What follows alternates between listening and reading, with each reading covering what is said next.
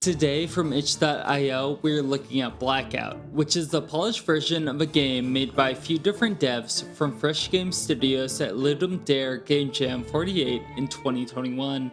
Our story begins with a woman reaching for a bird nest on a roof and immediately falling and suffering a grade 2 concussion. What's worse, she's stuck out on the deck. After stumbling around the patio, she moves around the old patio skull, finds a spare key, unlocks the door, and steps inside. Alarmingly, a laying corpse lies in front of the woman in the bedroom. She also sees a bed, but knows it's not a good idea to fall asleep after a traumatic brain injury, so she continues walking through the house.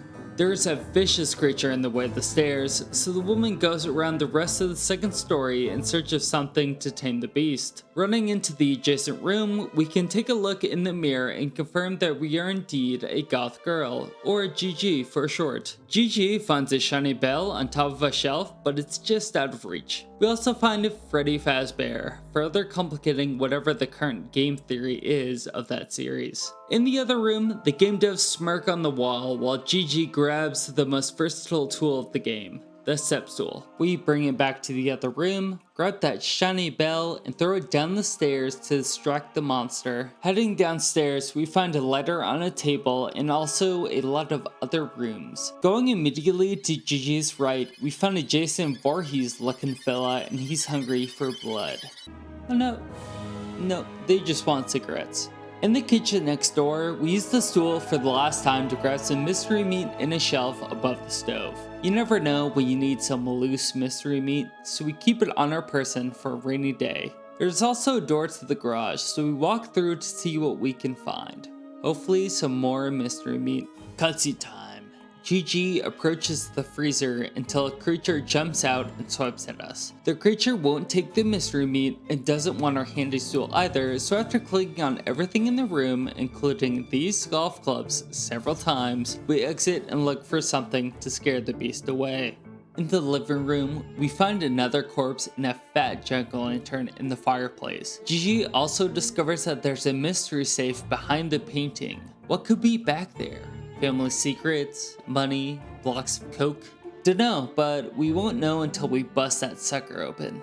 We press on, now hyper aware of any 5-number sequences that we might encounter in other rooms that could unlock the safe.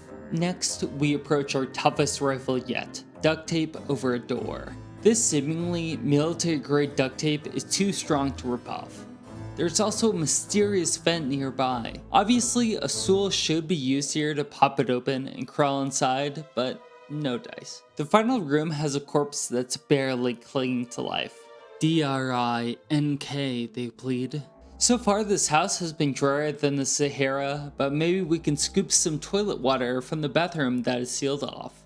It also looks like we might be able to pry open the drawer of this nearby desk. After trying with every available option, the lighter, mystery meat, the stool, we're unable to get it open. Disheartened, we circle back to the main room, having accomplished nothing but run around the entire house. Okay, let's start from the top with the first mission assigned to us, grabbing some cigs. Apparently it is upstairs. After clicking every pixel of this floor and running laps around the house, I finally discovered that my mistake was clicking here and not here. Yay! I'm sure I will never make this mistake again during this playthrough. Downstairs, we find Knife Guy. Throw him a pack, light him up, and he gives us his gag knife hat. We now know what we must do. We have to kill the freezer creature. Oh, the fear of death doesn't scare it away? Huh, just me. Okay, let's just cut up that duct tape on the bathroom so we can grab some water for the corpse in the last room. Inside the bathroom, we find a drawn-out curtain behind a tub. Pulling the curtain in our spare cup we found near Knife Guy, we try to scoop up some water when... Whoa, bath monster. Luckily, we have just the thing it wants. Some loose mystery meat. It satiates the creature. We grab the bathwater and we bolt. Next up, save the corpse. GG hands over the cup of malice to it, and we receive a thanks and a mysterious key. Using gamer instincts, we unlock the grandfather clock in the landing and discover the time, 6:45. Perfect. A series of numbers. Let's throw this into the combination lock on the safe.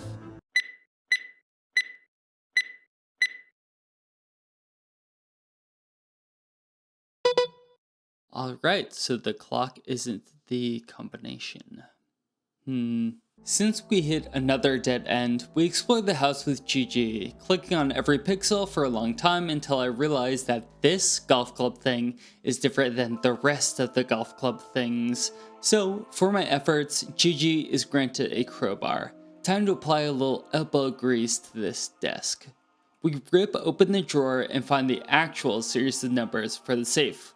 We bunch those bad boys in and find some spooky shit. A mask.